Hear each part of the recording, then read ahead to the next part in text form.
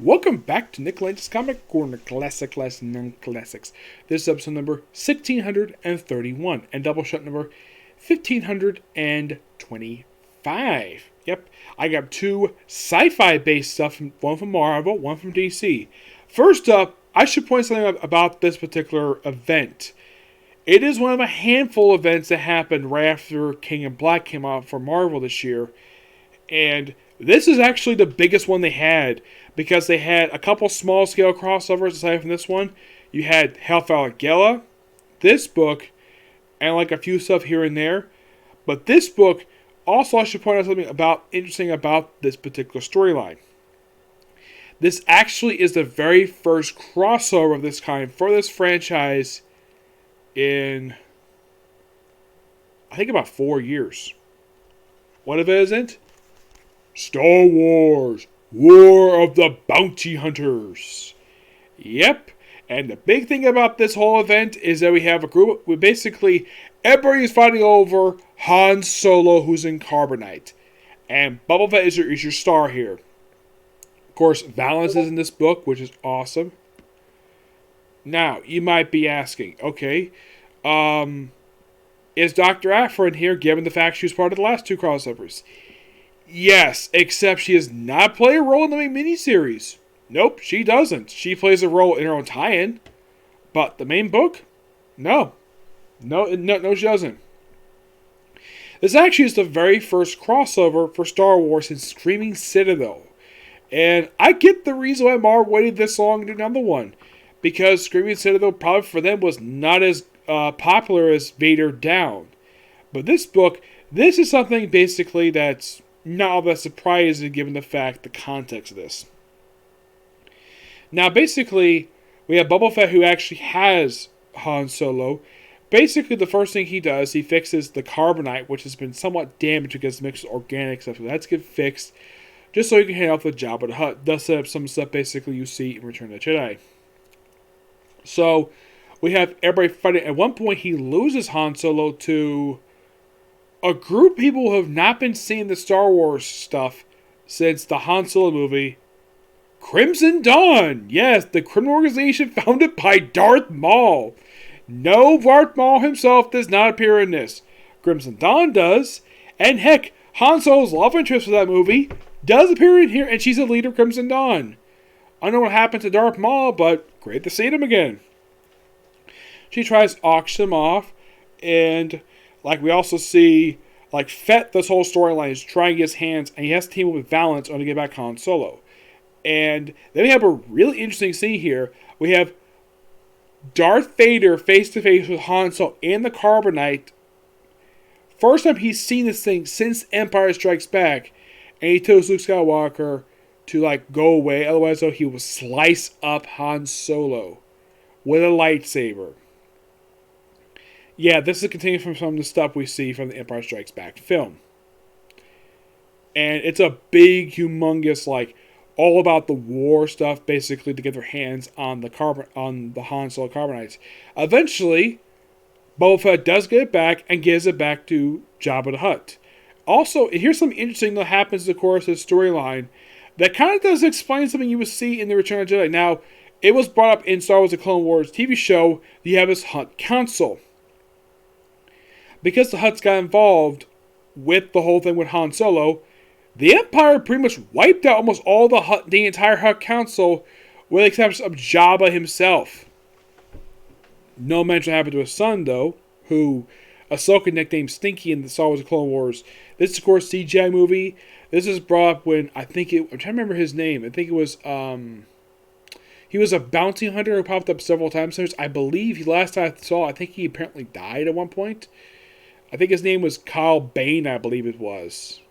Yes, I believe it was. He basically was this bounty hunter, first showed up when he briefly took the Senate hostage. Yes. So, he actually speaks to the Hutts.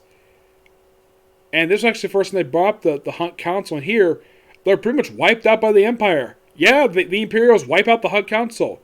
And Jabba the Hutt basically is happy to get, at the end of this book, Han Solo, but Boba Fett says, "You want him? Pay me." And that's what he does.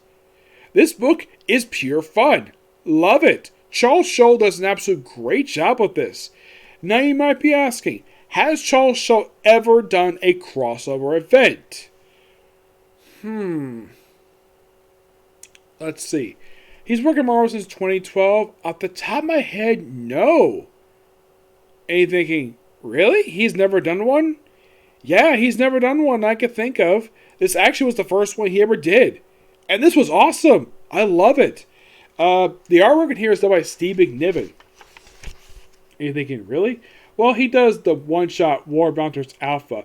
The miniseries is mostly done by Luke Ross, with Dave Messina on the co-artwork for issues 3 and 4.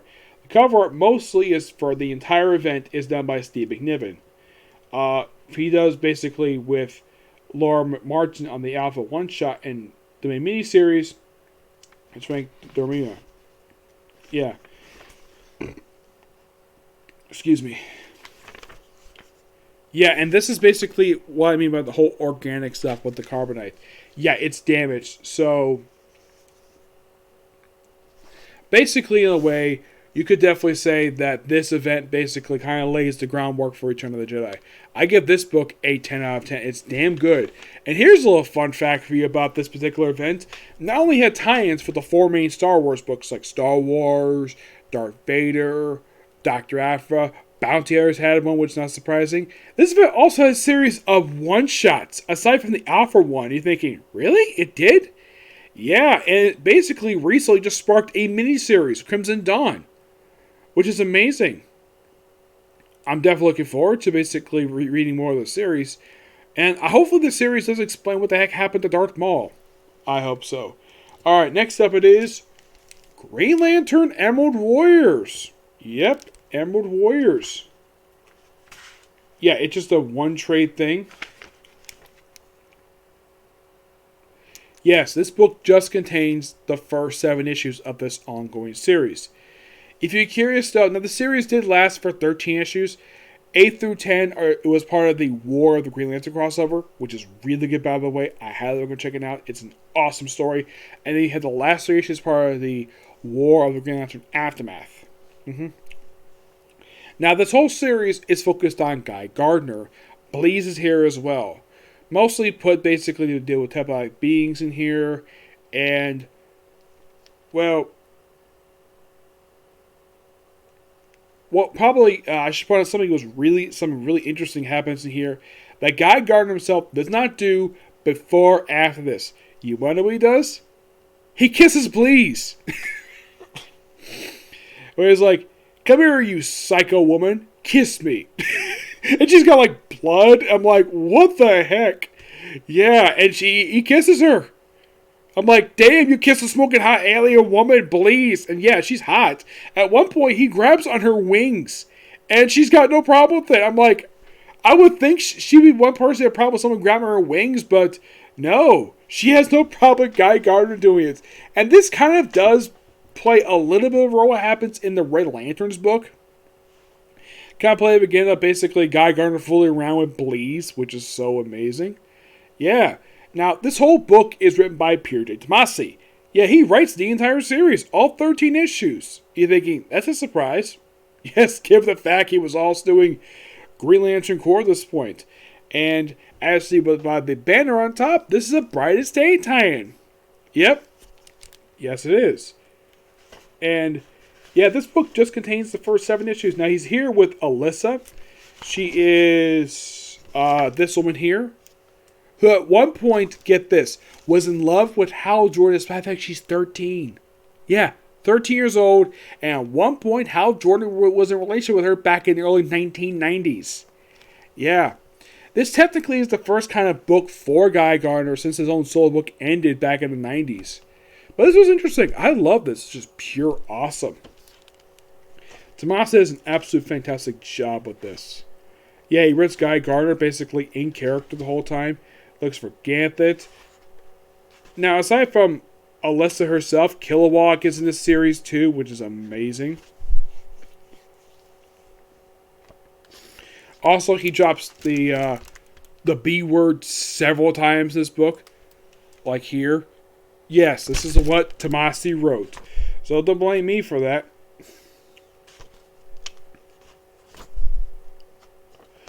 And I think that this is supposed to be John Stewart.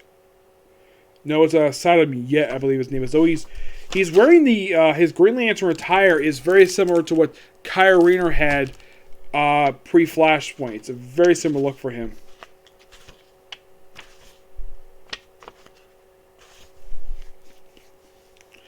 Yep. Yeah, and it's interesting that you have Guy near Bleeze the whole story. It's all just basically 4 characters. Kilowog, Alyssa, Guy Gardner, and Bleeze. I mean, who knew that basically Guy could get close to Bleeze? Let me get to the moment basically that I'm talking about where he made out with her. Like, here's more like, oh, we kiss her here? Nope. Yeah, at one point she's like grabbing his chin, and apparently she starts speaking with her. He's supposed to speak with her rage stuff. Yeah, this kind of plays out what happened in the event of Blackest Night, where he had potentially become a Red Lantern, which he does in post Flashpoint. Yeah, then she started going crazy, spilling blood on Guy Gardner. Oh, my nose is so itchy. Yep. Yeah, then you have Kilowog with Alyssa. The fact she looks a lot like a big brother. You have Guy spitting up blood. And apparently Atrocitus is here. Yes, Atrocitus. So everybody's like covered in blood here. Yeah. And I'm not really a big fan of the way the artists have to keep a bunch of close-ups like showing saliva for Kilowog. Yeah, and here's like Bleeze where she's like holding on to him. She's like, really? Like, oh crap, you're still here? He's like, get your bony rat wings on my face. Next time. And apparently she has to follow him. Yeah.